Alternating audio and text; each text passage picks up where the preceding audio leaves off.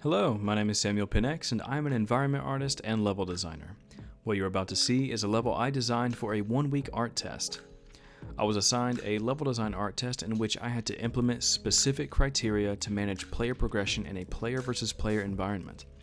I designed a level for a 2v2 arena shooter similar to games like Halo or Destiny.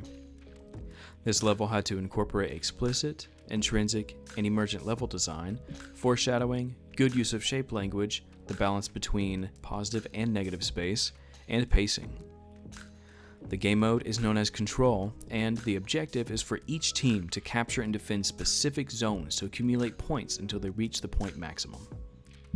Now, to get started, level design is probably the most important part of a video game because without it, you essentially don't have a game. With level design, you never go with your first iteration and you're done. That is why playtesting is the most important part of level design. In the industry, levels are playtested and iterated on for months before the final product is finished. And this is exactly why I decided to utilize Lyra, a multiplayer shooter template created by Epic Games and released alongside Unreal Engine 5. Lyra allows for me to playtest this level in real time, be it with AI-controlled players or in real-time matchmaking. It is honestly so fun being able to actually play my level the way it was designed and intended to be played. Now, breaking down the level and the design process, as soon as the art test was assigned, I immediately began brainstorming what type of level I wanted to create.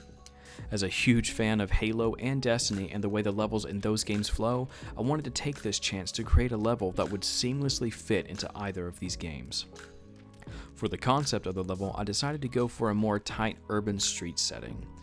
Using flowcharts, I designed the level's flow and the intended player direction.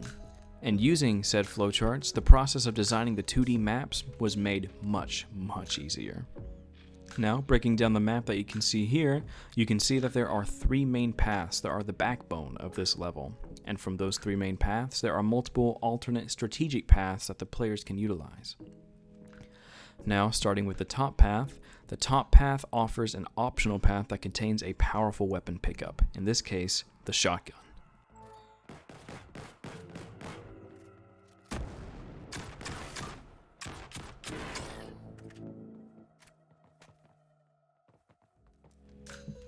This can be a more difficult path as it doesn't lead directly to an objective and is very close quarters.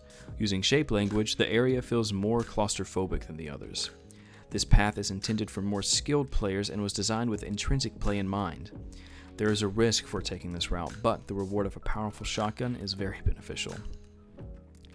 Now moving down to the middle path may be one of the easiest to traverse as it leads directly into a control point, but it is also more difficult due to a strong choke point surrounding the objective, high visibility in the area, and multiple connecting strategic paths. The objective on this path is also difficult to defend as the area is very open, and due to the multiple paths, the defenders may not know exactly where the enemy might come from.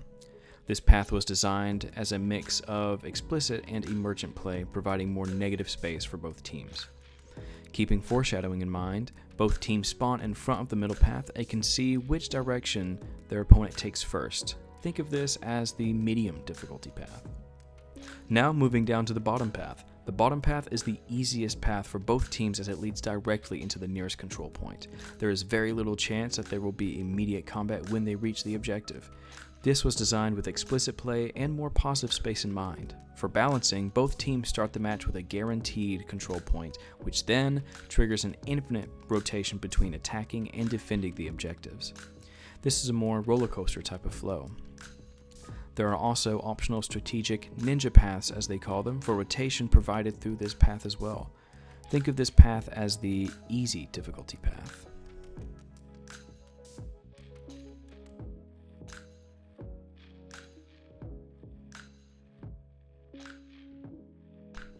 Honestly, this project was a lot of fun and a welcome challenge to develop within a week.